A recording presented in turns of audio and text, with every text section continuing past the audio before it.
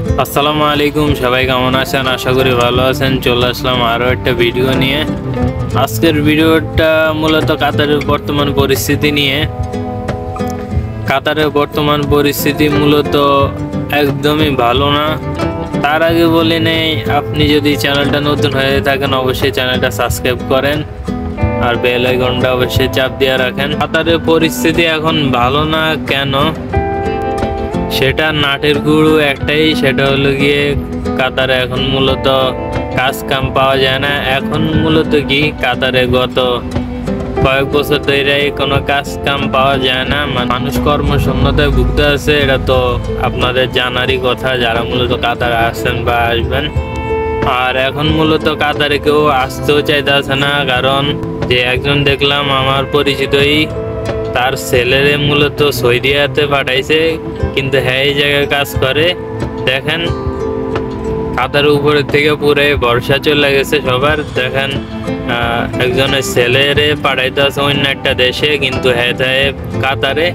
তো হ্যাঁ চাইলে কাতারে আনতে পারতো, কিন্তু আনে নাই কেন? কাতারে অবশ্যই ভবিষ্যৎ নাই।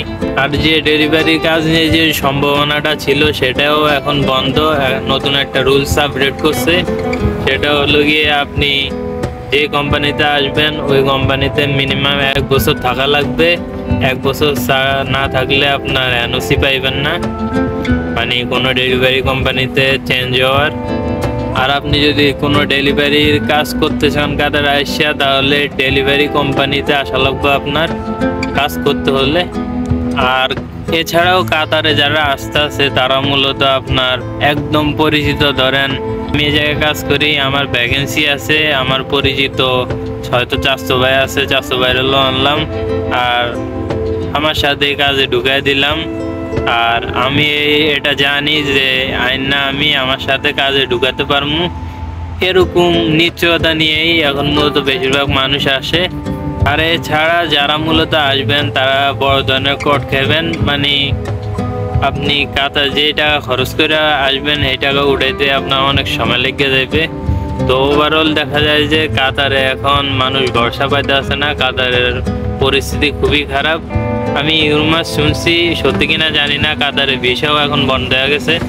তো এই ভিডিওটা মূলত যারা কাতারে আসতে চাইতেছেন তাদের জন্য, আর কাতারে যারা চলে আইছেন তাদের জন্য, যে কাতারের পরিস্থিতি সম্পর্কে তো অন্তত জানেন তারা। তো ভিডিওটা ভালো লাগলো অবশ্যই চ্যানেলটা সাবস্ক্রাইব করবেন। আল্লাহ হাফেজ।